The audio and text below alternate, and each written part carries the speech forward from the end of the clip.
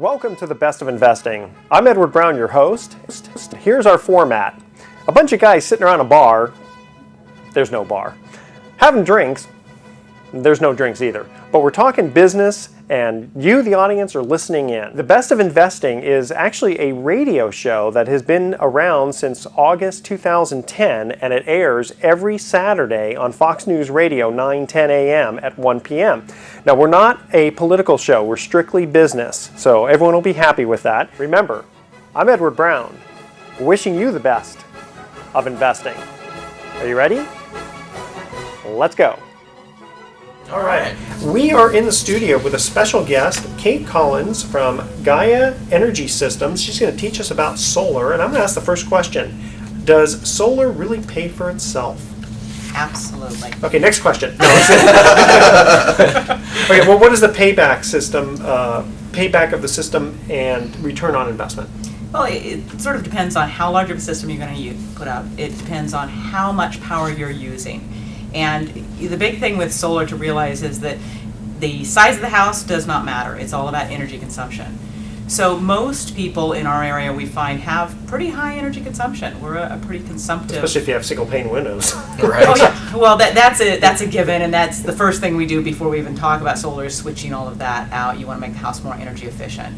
It's much more cost effective to become more energy efficient than it is to put more PV up. PV is expensive, new windows are much less expensive, new fridge, that kind of thing. Sure. Well, when I was looking at getting solar for my house, the people taught me about the tier system in PG&E, which, as Mark pointed out during the break, is the more... It's like taxes. It's progressive. The more energy you use, the more you're paying for that last bit of energy. For the last bit of energy. That's exactly right. Are there 5 tiers? There's 5 tiers. There's 5 tiers, okay. Currently, tier 4 and 5 are, in PG&E territory anyway, are the same rate, okay? So, you actually cap at tier 4. Okay. PG&E, but it's still really expensive. It's the still difference really between expensive. 3 and 4 is pretty expensive. Yeah, right? I mean, you're paying 23 cents a kilowatt hour in tier 3 and 36 cents a kilowatt hour in tier 4 and 5. Okay. Well, that's what happened with my house. What we did was we looked at the rate of return was a lot better for us in my family by only knocking out the first, I think it's 2 or 3 tiers. That's exactly right. Or the last 3, I guess it's really tiers 5, 4, and 3, really.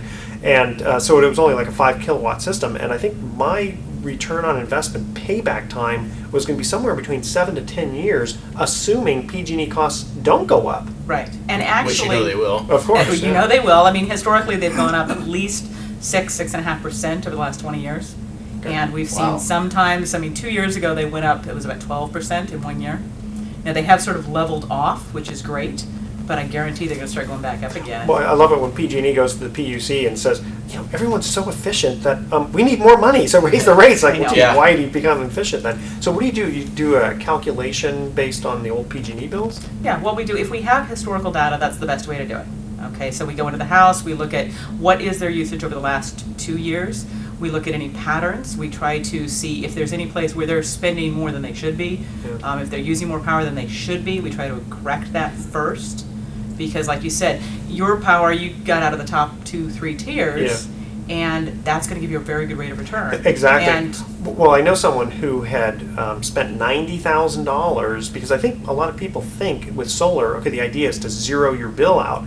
But that incremental cost for the extra panels is only knocking out the cheapest ones. Right. I mean, his payback is going to be over 25 years. Really? Yeah. That's surprising to me, because usually, even taking somebody out of all 5 tiers, you're getting a payback of 16 to 18 years. Well, I guess it depends on which company you go with. Yeah, that could make a difference also. So the goal is not to zero out your energy bill. So that's news for me. The goal is to get out of those expensive top tiers. That's the most effective goal. And it depends on whether you're looking at this as a strict financial investment. And if you're looking at it as a strict financial investment, you get yourself out of the top 3 tiers, and you're going to have a payback of 5 to 7 years. Yeah. That is typical. Well, then prices have also gone down. They've gone down. Yeah.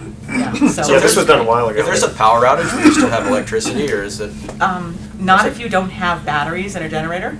And for most people, I talk people out of that all the time. Not because we're afraid of them. I live off the grid. I don't have PG&E. I only have batteries. Wow. Yes, isn't that strange? But it is not cost effective. If you live in downtown San Rafael, how often does power go out? Once in a blue moon. there's Yeah, no not too reason bad. to You don't live in a spend- tent, do you? No, No. no. Actually, I live in a very nice custom home. Off the grid. Off the grid, yeah. That's right. So how high should my PG&E bill be for it to make sense for me to invest in a solar product? That's a great question.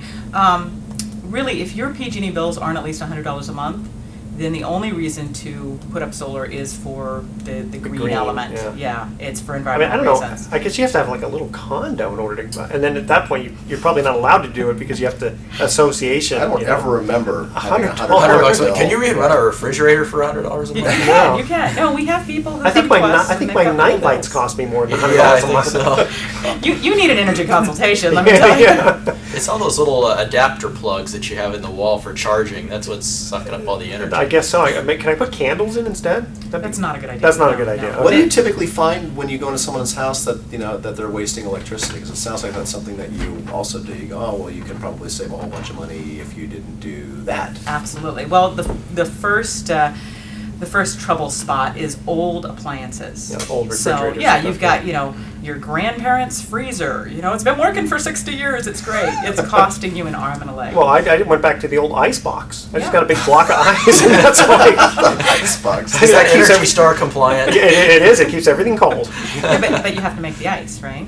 No. I go and get one of those old, from an old Three Stooges movies, and the The old guy that ice drives pick around thing. the neighborhood. That's with, it, exactly. selling the blocks of ice. So he Still uses selling it to me. automobile fuel to drive to the store to get a That's block of right. ice. Can you put solar panels on my car? We could, sure. Wow. Yeah. I mean, right now I have an electric one. I just plug it into the wall, but I can only drive 100 feet.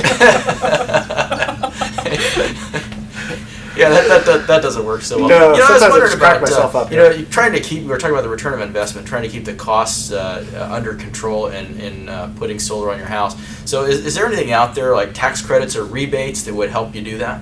Yes, actually, there is still, PG&E is still offering a rebate. It's down to 20 cents a watt, so it has gone down quite a bit. What was it? It started out at, I think it was $5 a watt when it first started. Wow. But at the same time, hasn't the cost of the equipment gone Yes. down too? So they're kind of in parallel with one another? They're in parallel. Actually, systems, overall, the price of the system has gone down because the race to the bottom as far as panel prices has outstripped the lowering of the rebates. Well, wasn't there some Chinese company that was like flooding the market or something?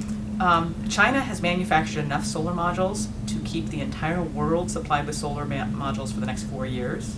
Really? Oh, yeah. Wow. Yeah. I kept hearing about they were So trying now's to the undercut time to every be price. looking at a solar solution. Now is definitely a good time to look at a solar solution. I would recommend against the Chinese modules. They're cheap, and I'm using that word specifically. Yeah. Inexpensive. Typical made in China No, type. no, I mean, you can get inexpensive, good modules nowadays without going through the Chinese solution. And there's a lot of American-made modules that are not that much more than a Chinese solution.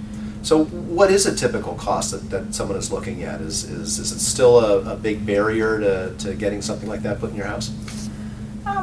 Not really. I mean, there's been so many amazing changes. A system can cost anywhere from $15,000 to $50,000 for a home. Yeah, mine was 35. Okay, And yeah, that was when the panels were a little more expensive. right. But that Yeah, was 5 kilowatt. the panels now even generate more power per square foot than they used to Yeah, they're much before more too, efficient. right? Yes, they are. Yeah, so you can get more for your money. And when space is a limitation, you can get a larger system without having to have more space. Yeah. That's absolutely correct. I found, and this is just more of my own personal situation, and like your advice on this, is twice a year I go on the roof and I spray just water and just basically hose them down because pollen and all that other stuff can block it. Right. That's That is a good idea. isn't it? It's actually, we actually have, I have a business associate who has a cleaning service, and so we do advise clients do that.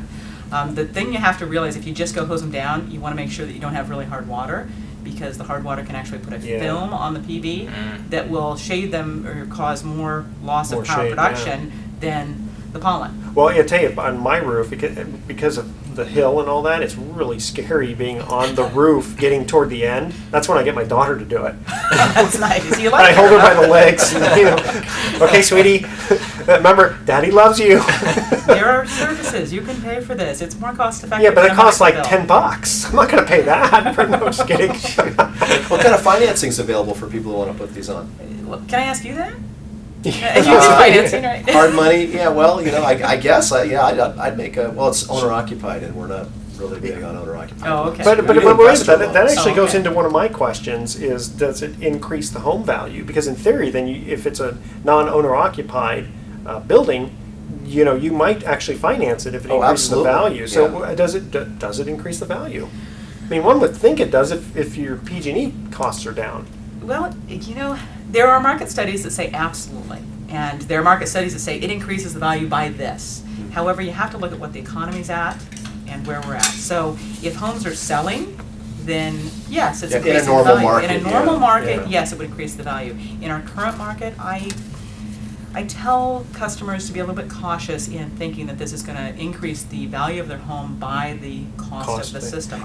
Kate, I really appreciate your honesty. I mean, here you are, trying to, that's your business. You sell the systems, Right. and I appreciate your honesty about, not just saying, oh yeah, sure, it's going to increase your Well, value. I've had 2 customers who've actually moved their systems when they sold their home. So they actually took their systems off and then they paid us to come and reinstall them on a new house because they couldn't get the value of the system. Do they take the whole sale. roof, so if it rains, it kind of...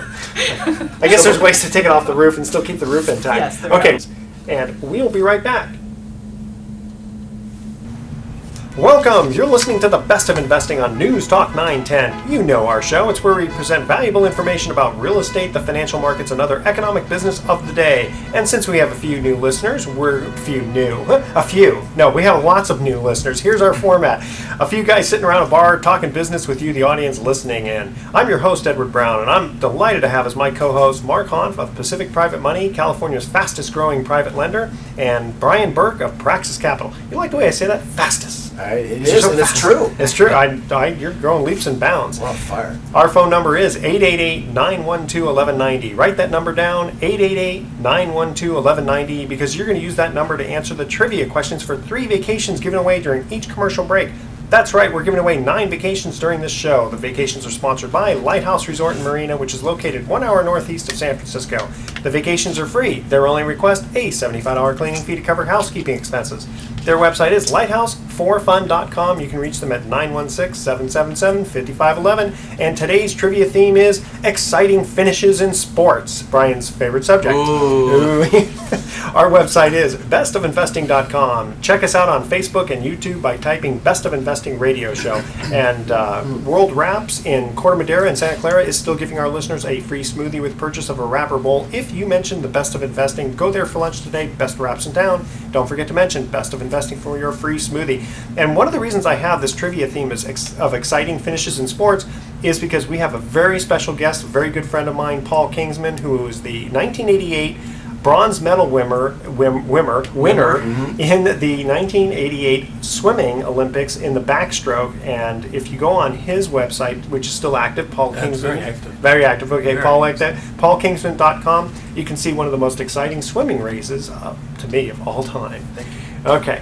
And Paul, Yes. give us I've heard this story a few times, and so has Mark, but it gets better and better each time, and it's been a little over a year since you've been with us, and we have a lot of new listeners, so give us the story. The story behind the medal. Yeah. Well, there was 13 years of training for a 2-minute event, and I ended up winning a bronze medal by 4/100ths of a second. So it's a long time to train. And I hit my goal time of 2 minutes, and ended up winning that by a fraction of a second. So, Well, let me ask you, if you would have known that it was 13 years for 4/10ths of a second, No, 4/100ths of a 4/100ths. second, Oh, would you still done it? for a gold medal. For gold, but not for bronze. yeah. I'd do it all again for gold medal. Well, I'd do yeah. anything for gold medal. Yeah, exactly. I've heard that. I've Yeah. heard that a lot of people do anything for the gold. Well, some do, and some get caught. Some get caught. Yeah, right. No, but there was actually a question that they asked Olympic athletes. They said, if we could guarantee you a gold medal, but you were going to die, like within 2 weeks after, would you still want it? And they said yes. Yeah. Well, one of the other things with a silver Good medalist, day. I've heard people say, well, silver medalist is really the first loser. So third place is actually better than second. That's what I've heard. That's what I believe. Go big now. or go home, right? Yeah. Yeah. Hey, Paul, 4/100ths of a second, that almost sounds like the margin of error. I always wonder about that, and how accurate are the start versus finish times in something like swimming. You got Yeah. water and you got, all kinds of stuff going Sure. on. And Good question, because that's why they can't go down to the 1,000th of a second, because of the margin of error in pool construction. In 1984, we had a dead heat in the first event, the women's 100 freestyle at the LA Olympics. They can only take it out to the 100th. If they went out to the 1,000th, they would actually see a difference. But because of or even disparities in engineering, they can calibrate the length and everything, but they cannot take the times to the 1,000th, although they know them. Well, you hear all the steroid type stuff, right? Well, the next thing's going to be someone's going to get in the pool with a hammer and chisel out part of the pool, make it a little bit longer. Yeah, right. That'll be in Australia. New Zealand, you watch. You watch? Are they notorious for that? Oh, Australians are notorious for all bad stuff. Really? But I'm a New Zealander, so... Oh, that's right. That's right. So take my word for it. Yeah, exactly. Not the Aussie, but the Kiwis. Yeah. Okay. I'm sure, Mark, what question you want to ask? Paul, what are you doing with yourself today now that you did that? I mean, that 13 years training, and where did that lead you to? Post Olympics. Sure. Well, I'm speaking a lot to corporate groups, mainly in the financial services world, which I got into when I came back to the US at Morgan Stanley to start with. So doing corporate speaking and also working with a small wealth management group called Taddy Ludwig. And it's because of that perspective of knowing the importance of having a long-term plan and how to stick with it.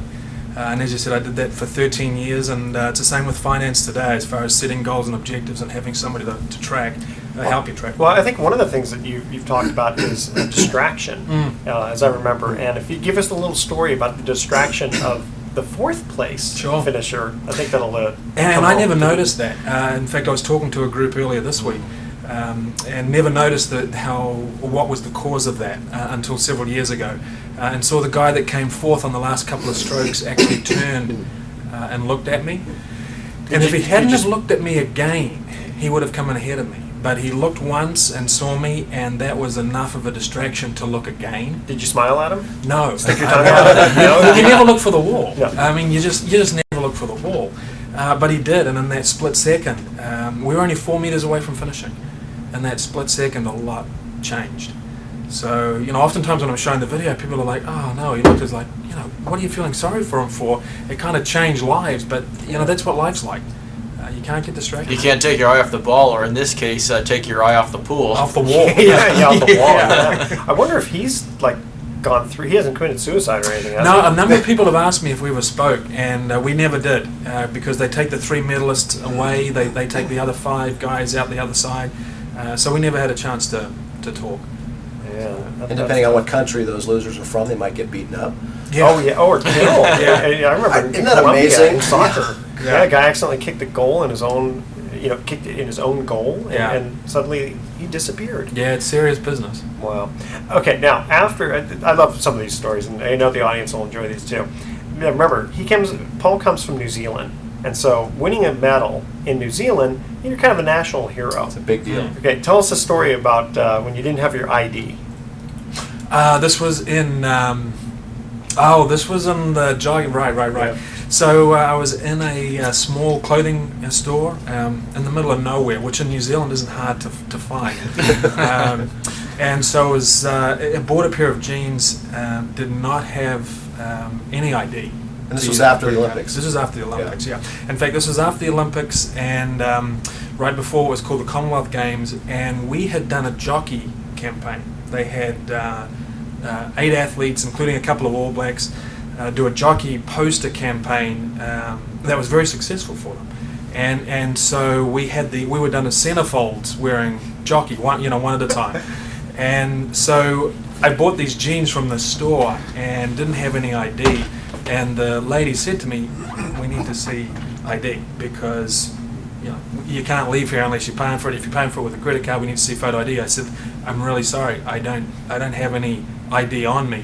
But then noticed behind her was actually the centerfold of me, which a lot of clothing stores had used to promote jockey. There's your photo ID. There's my photo ID, Exactly. and more details than what this young lady even wanted to. So I assume your driver's license didn't have all that centerfold. No, I didn't. Okay, okay. Yeah. No, you didn't have to unfold it. You could just, But yeah, I got the jeans, and it was no problem. We both went bright red, but at that stage, I needed a pair of jeans. So. Apparently, you needed it at the time you took that photograph. Yeah. And does your wife like to see you in that picture anymore? Yeah. Well, it's a long time ago. Probably still in her wallet. Yeah. Yeah, there you go. All right, we're going to come to our first commercial break. We're in the studio here with a good friend of mine, Paul Kingsman, 1988 bronze medal winner in the backstroke for the country of New Zealand. And here's our first trivia question, and again, it's exciting finishes in sports. Joe Carter, who, by the way, I met, who was a very nice guy, still built like a steamroller, there we go. Joe Carter hit one of the most dramatic walk-off home runs in World Series history in 1993. Who was the pitcher? That's the question. Who was the guy who gave up the pitch? The first three callers with the correct answer are going to win a free 3-day, 2-night stay at the Lighthouse Resort. Their website is lighthouse4fun.com. Call 888-912-1190. That's 888-912-1190 to answer this question. Joe Carter hit one of the most dramatic walk-off home runs in World Series history in 1993.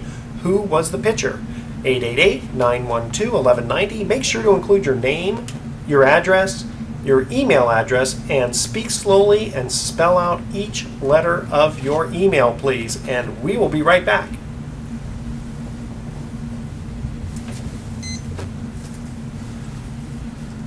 Did you ask that Excellent. one before in the This previous? question? Yeah. No. Okay, so I'm not trying to. No, I try remember. not to. Well, I know because we're kind of. I know you were going to do the Joe Montana one again, though, right? You guys ready? Mm-hmm.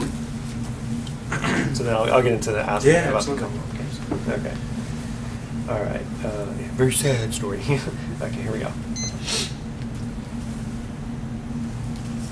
Well, welcome back to the Best of Investing. I'm Edward Brown, your host, along with Mark Hoff of Pacific Private Money and Brian Burke of Praxis Capital. And we're also in the studio here with Paul Kingsman, a good friend of mine.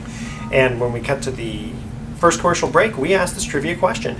Joe Carter hit one of the most dramatic walk-off home runs in World Series history in 1993. Who was the pitcher? Anybody?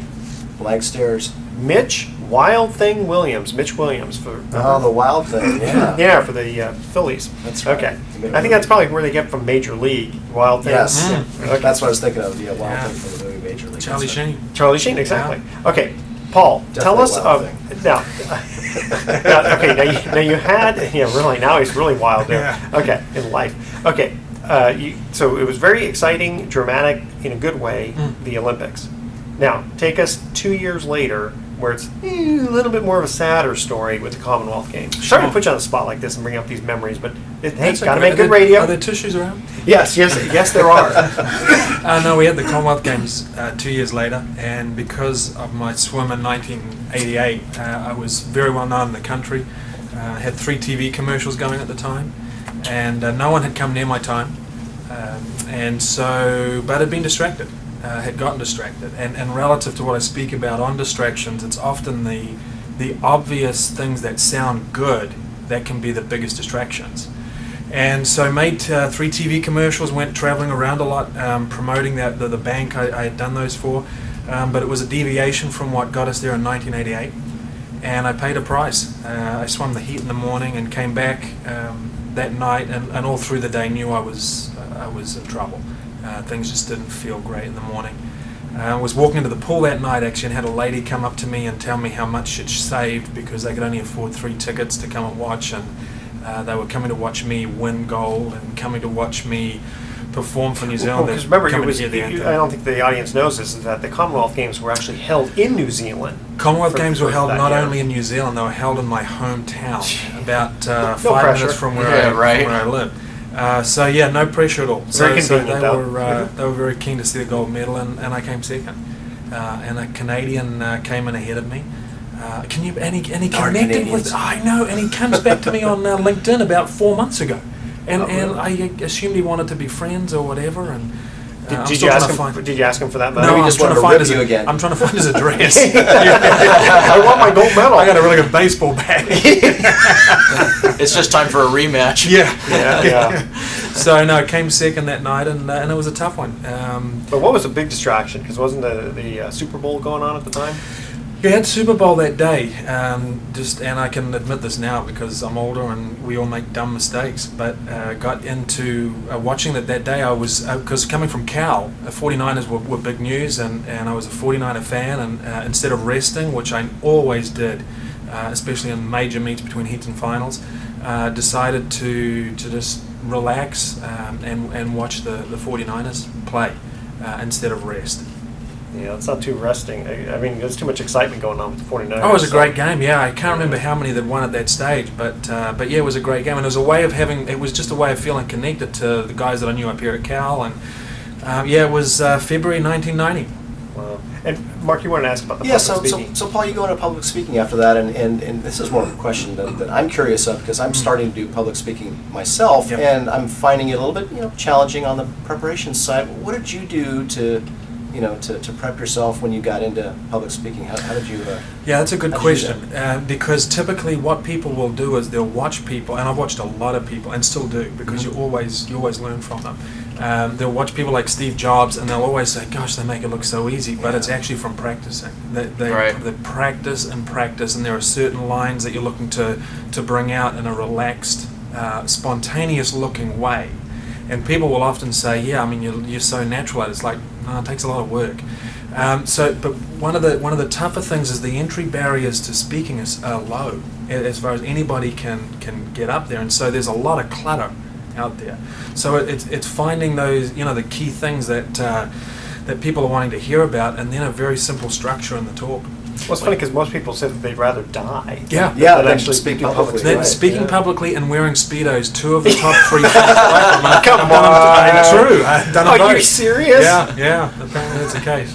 Well, it's interesting when you're talking about preparation for public speaking, because that's something that I've always, I've been doing some of this myself lately too, Mark, and what I've read and what I've learned and I've found to be true is that you actually start practicing for your speech when you're born, and your whole life events all culminate into making that speech. So all of the things that you did when you went to the Olympics and the Commonwealth Games and all that give you material to use in your public speaking, because it comes across so much more naturally when you're drawing from your own personal experiences, life wouldn't you story, say? Yeah, that's right. And it's got to be valuable to the audience, though.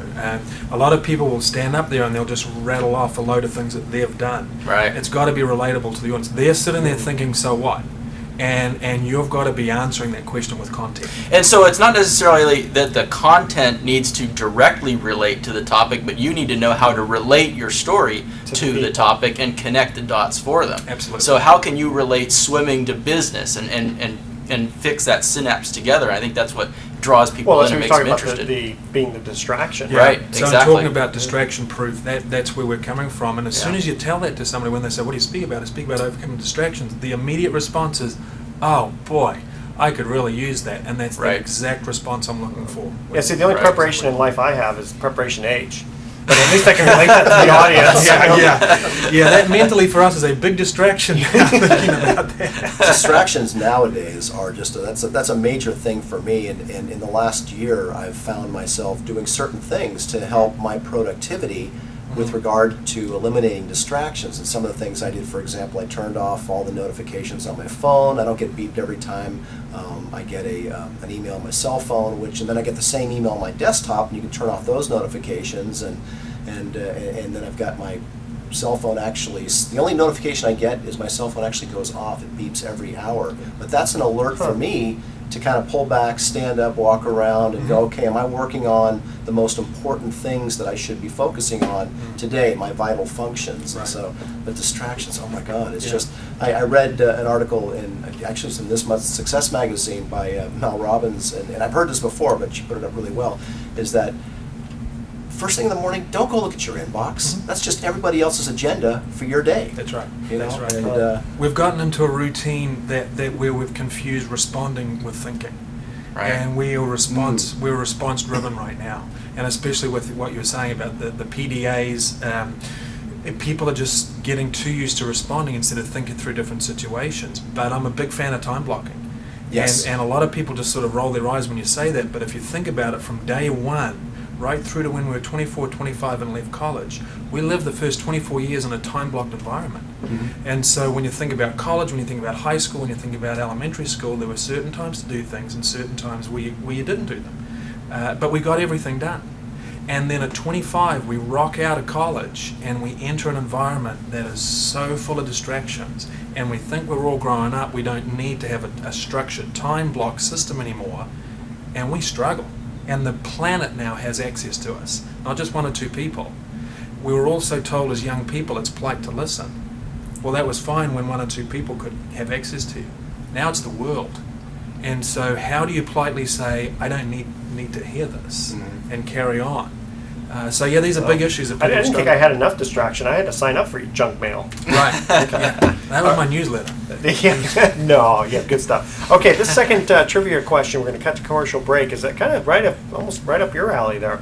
With 34 seconds left, Joe Montana threw the winning touchdown to which 49er in Super Bowl 23? Are you going to be able to answer that one?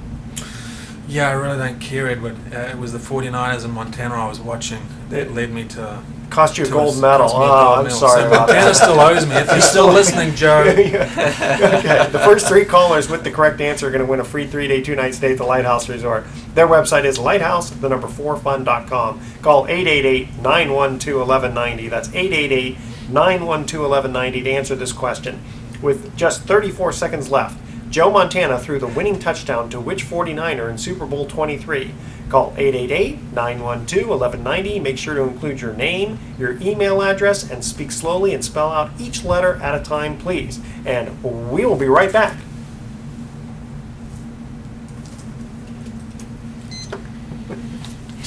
Paul, you're such a good sport. I'm surprised you don't reach over and go, Right? Stop Say, stop rubbing it in. You're killing me. Go ahead and take your headphones off because he likes to know when it's break time. Yeah. See my... I'm going for it now. Yeah, I was going to say, see, I'm wearing shorts this time. So Yeah, what time's it's- this on tomorrow? 1 1 1 o'clock. o'clock. 1 Yeah. o'clock. And On the TV radio? On the radio. Well, no, 9:10. TV will be probably in a month or so. He has to edit it. Why don't you attach that to your Speedos, big boy? And show us. Break the camera, right? You know, I know to time block, and yet I'm so poor at doing it. And It's you tough. know, it is, It's and tough. I've listened to so many time management and success gurus, entrepreneurial gurus. You know, people who basically like you coach Yeah. in this field, and Yeah. I've heard everything from 90-minute all the way down to 30-minute time blocking, and every number in between from people who practice it. Yeah. And it almost doesn't matter whether it's 30 minutes or 90 minutes. It's just if you do it, Yeah. and the effectiveness and the productivity, the change in productivity, and that's what's amazing. Yeah, Well, because then you allocate the next time block to doing a task, Yeah. and you've set 50 minutes, and all of a sudden, because you're just focused on that one task, you're done in 20 minutes. Yeah. So it frees up. Right, because So much time. there's the You're productive. study that did every distraction costs you 11 That's minutes. Right. That's right. Yeah, and that's So- coming back on to what you're. Well, last time when you were on, we were talking about, how long should you spend looking at your emails, and I'm going, well, what, an hour? And you go, like 5 minutes? Yeah. Holy smokes! Yeah, like 5 minutes. Yeah. I can't look at 110 emails in 5 minutes. That's true. I know, and now it's gotten to the point where, and I always been at a point to respond to every valid inquiry to me Yeah. that was drawn from my marketing that's about my business. But Sure. lately I'm getting so many from like Southern California where I don't lend that I can't spend an hour a day saying, yeah. no, sorry, no, sorry, no, Right. sorry. See, I no, keep sorry. keep spending time on Makes sense. on the guys who want money in Nigeria. I'm waiting for Oh, you right, to win. of course, yeah. 50 million? Yeah. But you must wire it today. That's Yeah, right. like now. Here's my account, please wire. Okay, when we get back, because I've forgotten to ask how people can get a hold of you if they want Sure. you for speaking engagements, Yeah. we'll do that, and then we'll get right into email time. We'll figure out what you want to do for the 4th. Okay, that sounds good. I've got an article for before. Yeah. And it's funny because I've listened to Armstrong and Getty, and I Yeah. like what they do with Steve Moskowitz, where they just kind of, it's like it's basically his commercial. Right, he calls in and they ask him questions. Yeah, it seems like it's a normal thing. Yeah. It's a commercial. But he's been doing that call-in banter with the radio hosts for like 30 years. 'Cause I remember him doing it way back when. But yeah, rather than just a On- radio on- commercial, yeah, so we should talk when about I first started looking, yeah, exactly. Okay. All right, you guys ready? Ready. Ready. Ready. Okay, here we go.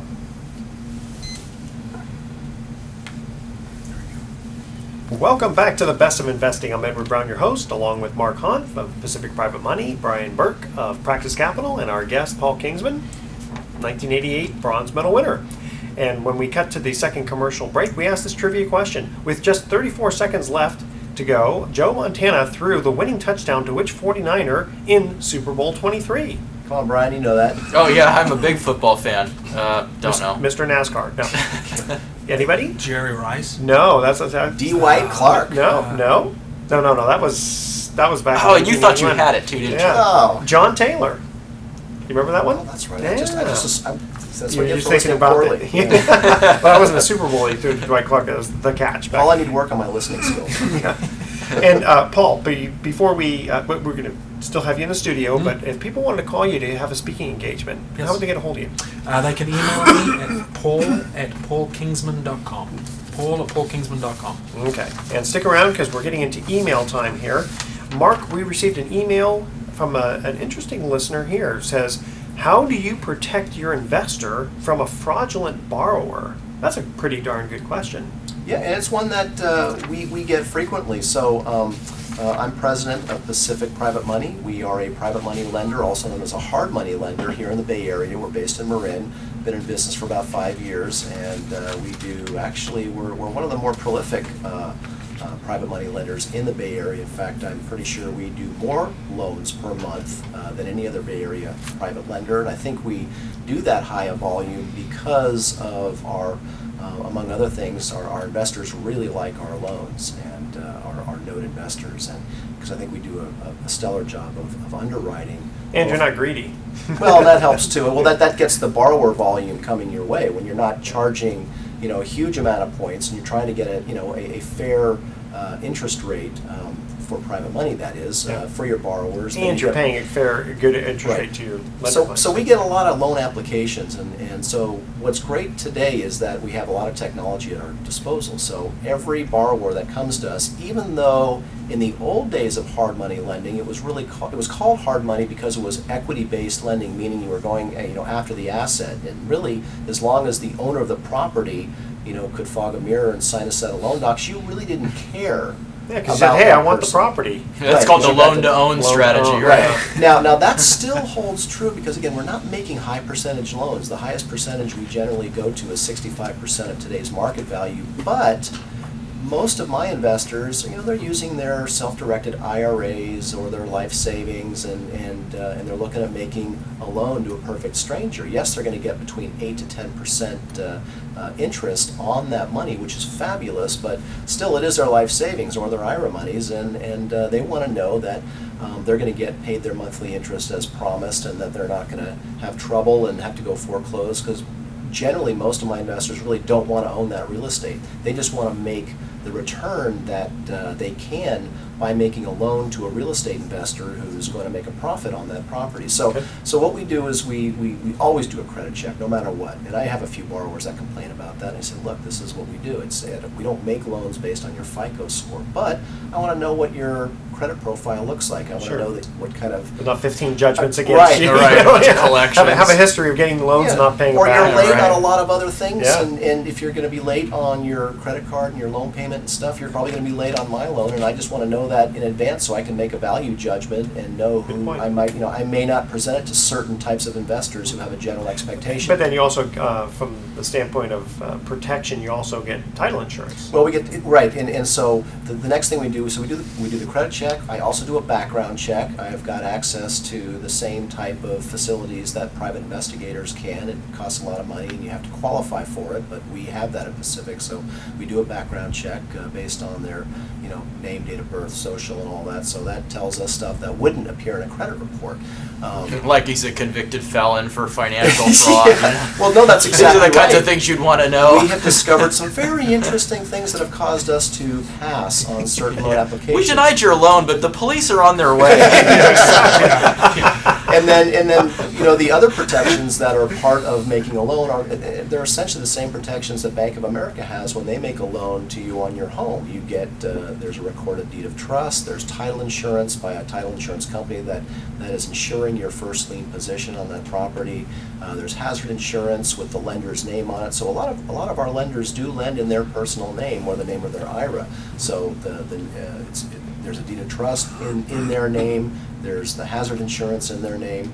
There's the title insurance. So there's an awful lot of protections. It's one in a lot of people believe trust deed investing, as they call it, is one of the best kept secrets in investing today.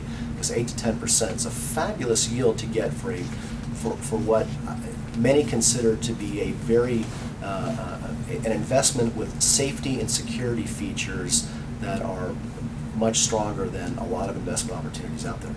Okay, very good. Thank And you. if people want more information, they should go to my investor website at Pacific Private Investments. That's plural, pacificprivateinvestments.com, or go to the Best of Investing website and click on Pacific Private Money there. Very good. And Brian, we got an email here from someone who asked, have you ever purchased a property and had a negative surprise? What did you do in that circumstance? That's a good question. You drive up and, whoa, there's no house. Right. Yeah, that could happen, I suppose. Well, for the listeners that don't know what I do for a living when I'm not giving Mark and Edward a bad time on the radio show, I'm the managing director of Praxis Capital. We're a real estate private equity firm, and we purchase and rehabilitate and either resell or rent residential real estate in Northern California and a few other states as well. So yeah, after having bought about 400 or 500 houses, there's no way you can do that without having a few surprises along the way. And I have a The mother-in-law comes with the house. We've had a few. I've had people living in the attic. That was an interesting one. I always say that there's really no such thing as problems in business. They're all just classified as expenses.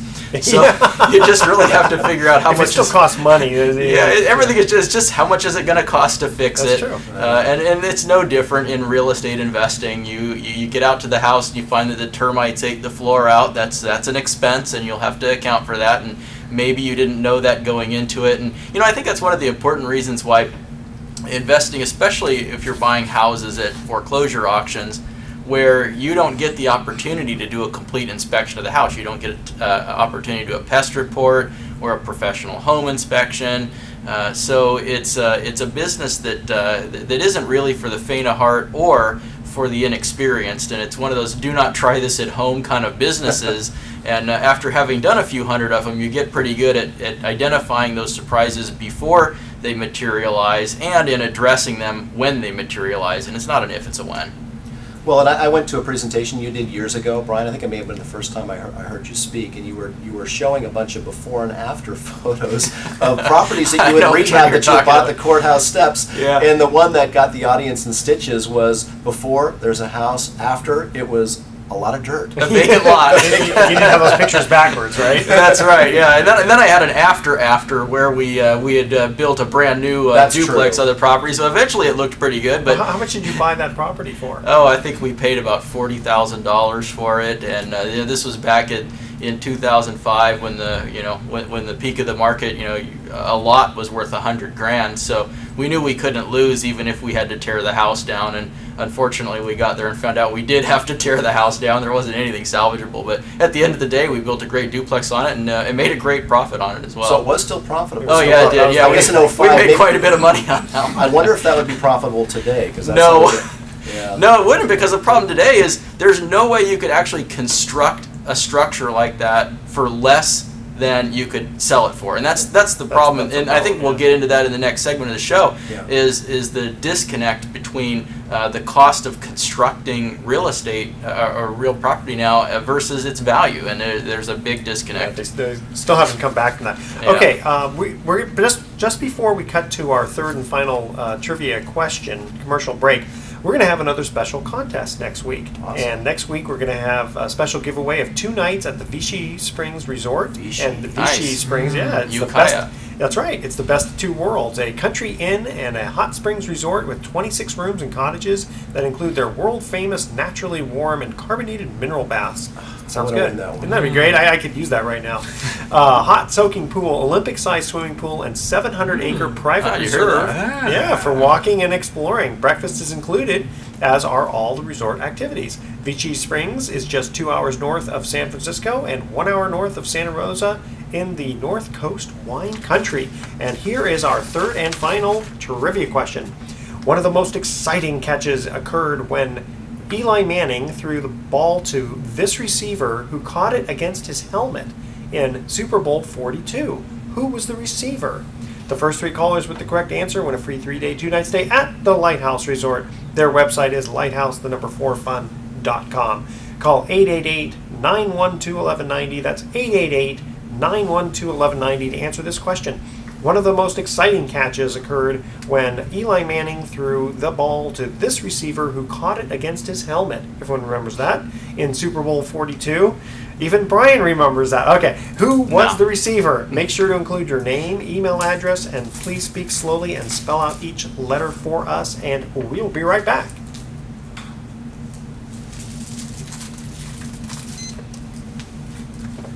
Okay. Awesome. Barney Oldfield. Party over. You're just making stuff up He now. is. And that's, always wanna say I that. knew a lot of people are going to guess that. I always want to say Plaxico Burress, but it was the other guy. It was the other guy. That's right. I always say Super Bowl. What sport is that? Yeah. Is that curling, where they have that Curling, little that's right. bowl that they try to get from one side to the other? It's a stone that they roll. Stone. Oh, a stone, not a Sweet. bowl. Yeah. So that's the Super Stone. Super stone, yeah.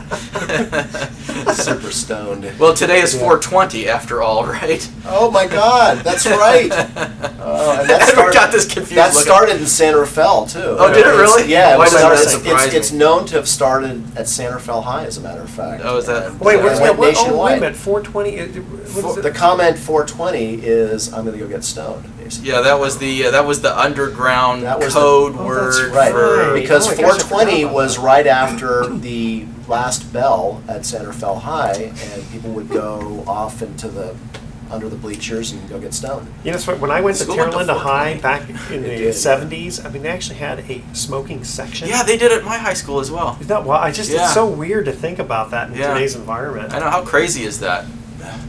They frowned upon getting stoned, but Just don't get wasted. I Yeah. know, exactly. just, are those funny cigarettes that you have there? Okay, let me see how much Now you- time. now Welcome you- back to the Best of Investing. I'm Edward Brown, your host, along with Mark Hunt of Pacific Private Money, Brian Burke of Practice Capital, and our special guest, Paul Kingsman. And when we cut to the third and final commercial break, we asked this trivia question. One of the most exciting catches occurred in, obviously we're talking football here, occurred when Eli Thanks for Manning. clarifying yeah, that. yeah, I knew I had to do that for Brian. Catches occurred when Eli Manning, you know who he is, right? No. Okay.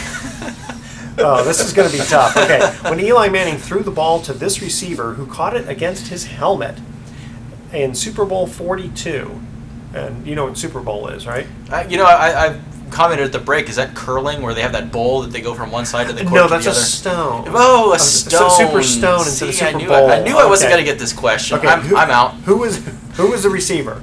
You know, I know it's not Plaxico Burress. It's but not that's the one Plaxico Burress. I want to say. Anyone? No. David Tyree. Oh, that's right. That's I knew it. I You knew knew it. it. I just didn't want to come right out with it. Okay. Mark, you said there's some exciting stuff you got.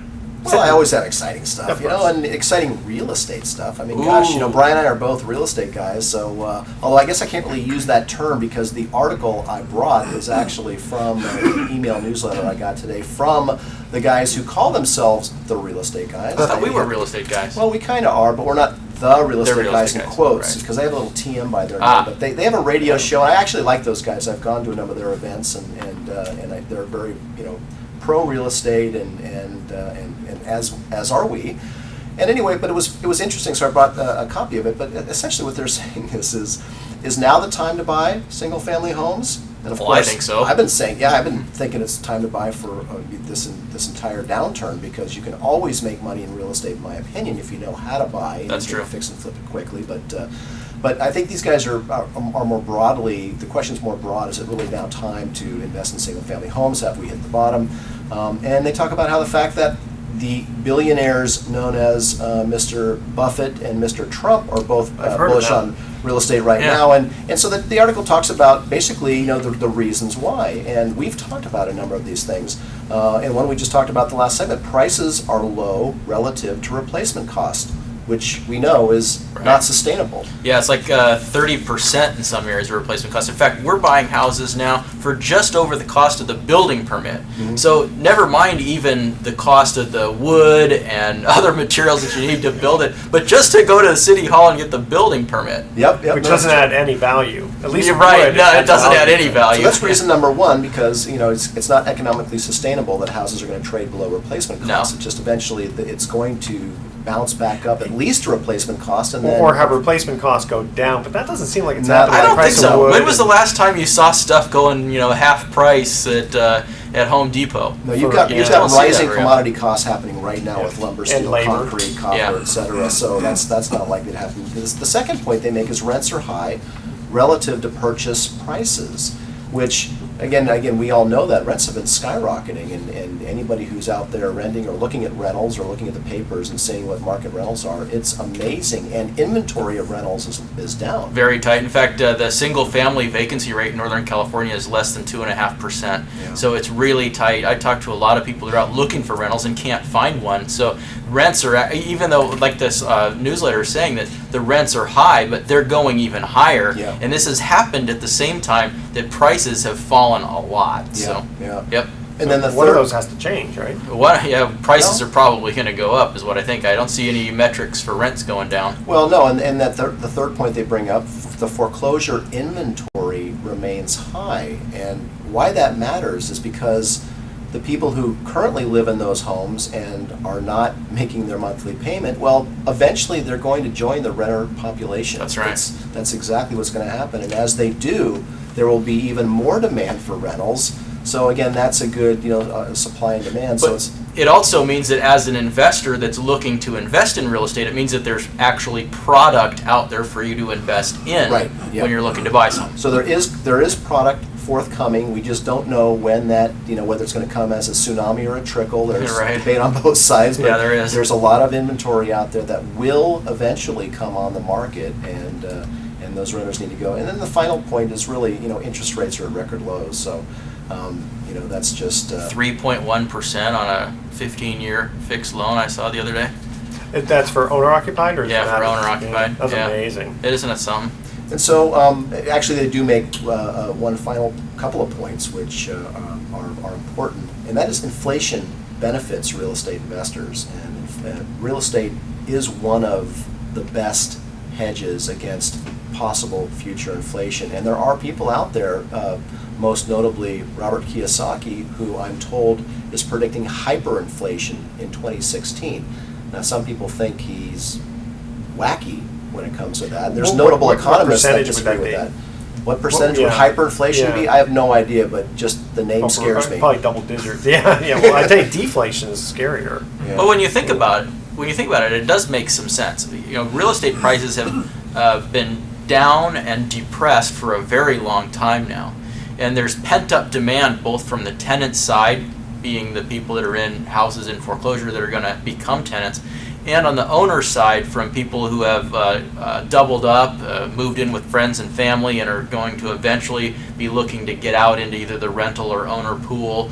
So, there's a lot of kind of stuff steaming on the side over there waiting for the right conditions. And you know how it is. As soon as it starts to happen, it's like a little snowball that starts to roll downhill, Yes. and it gets very big very quickly. So you could see how there's a theory that hyperinflation could happen in 2016, and there's probably plenty of things you can do to debunk that theory. But right now, when you look forward, it does make sense that he could make that claim. And Paul, weren't you saying that you were talking to some Coldwell Banker brokers? Yeah, talking to a couple of groups down in Palo Alto, and they have about 3 to 4 weeks inventory right now, and I've heard back from a couple of other real Well, estate. wait a minute. 3 to 4 weeks of inventory as of not 3 to Not 4 years. months. Not years That's less either. than at the peak of the market. So there are a couple of officers that I've spoken with that are actually, I beg your pardon, it was 3 to 4 months. That are just tight right now. I mean, there's just nothing out there. That's They're still getting multiple amazingly offers. tight. That's Yeah, 3 to 4 months is pretty tight. What- 3 to 4 what- weeks is it? Yeah, well, at the height of the market, what was it? Yeah, at the peak of the market, you were right around in that 3 to 4 month time window. So that's right about where we were. 3 to 4 weeks would be much less, but 3 to 4 months is right about where we were in 2005. And the 3 to 4 weeks was that if there was not another home bought to them at the rate that they'd been moving through them. Well, the other thing too is when you segregate it out by price bracket. In the lowest price tier, say under 200,000 in a lot of markets outside of the core Bay Area counties, that market is extremely tight because the Yeah. investors are really flooding into that market and picking up that product. when you start to get into, the over, or the $600,000 to $800,000 price bracket has a higher level of inventory because that market isn't quite as active. So when you break it down and you slice it up, there's components of the real estate market that are extremely tight, in fact almost impossible to get into. And you hear a lot of real estate agents talking about taking clients out on tours to find houses and just coming up dry. Yeah. Well, for the benefit of the listeners, what we're really talking about is we've got a ton of what's called shadow inventory or foreclosure inventory, and that's really defined as essentially people that aren't making payments on their homes. They're already in default. Banks file a notice of default, or possibly the bank has even already foreclosed and owns that property, but that property's not coming on the market, and there just isn't a lot of new inventory coming on. So one might argue. What are the banks doing? Well, Just hold on the to it? banks are actually trying to set the market. They're making the market right now. They've decided they're not going to shoot themselves in the foot by releasing a ton of inventory so that prices will further decline, which is why a lot of people now believe, based on what the banks are doing, that we pretty much hit bottom, and in fact prices are already beginning to creep up in certain Bay Area Now, markets how long as a will it result take? of. How long will it take the banks to release all that inventory? Well, if it takes them 5 years or 10 years, it's if that's slow what is the slow. business. One of the model things is. they're doing now is they're putting them out in bulk packages. B of A is just announcing they're going to put out a bulk package of houses and just sell it off to one large investor. So they're trying to even liquidate that way to speed up the process, and that's going to keep these houses off the market. So it's never going to impact the market. They'll that way. just be rentals. It'll be There'll be rental, rentals, yeah. it'll be on rental that. inventory Right. for large hedge funds. Which, as we talked about, the rental demand is pretty high, so it makes some sense. Yeah, if they can purchase it at the right price. Right. All right, we are going to go to our thoughts for the day. Paul Kingsman, again, thank you for joining us in the studio. You're welcome. We'll definitely have to Pleasure. have you back on. Maybe you'll train for another Olympics, and then we can. No. No. Okay. All right. In 1949, Popular Mechanics said that computers in the future may weigh no more than 5 tons. I guess they haven't seen my old Commodore 64 in my closet. Okay. Or the iPhone. Or the iPhone, yeah. And in 1977, there were 37 Elvis impersonators. In 1993, there were 48,000. At this rate, by the year 2013, 1 out of every 3 people will be an Elvis impersonator. Thank you very much. Love those Do you like that? Right. Thank you very much. Okay. Tune in next week to the Best of Investing. We're going to be giving away 9 more free vacations for answering trivia questions. And our guest next week will be Peter LaCour, who specializes in municipal bonds. He's going to educate us and give us tips. You won't want to miss it. Thanks for listening. On behalf of our team, I'm Edward Brown. We're wishing you the best of investing. So long. And that's a wrap, See. as my friend Kramer would say. Thank you. Thank you very It's fun. much.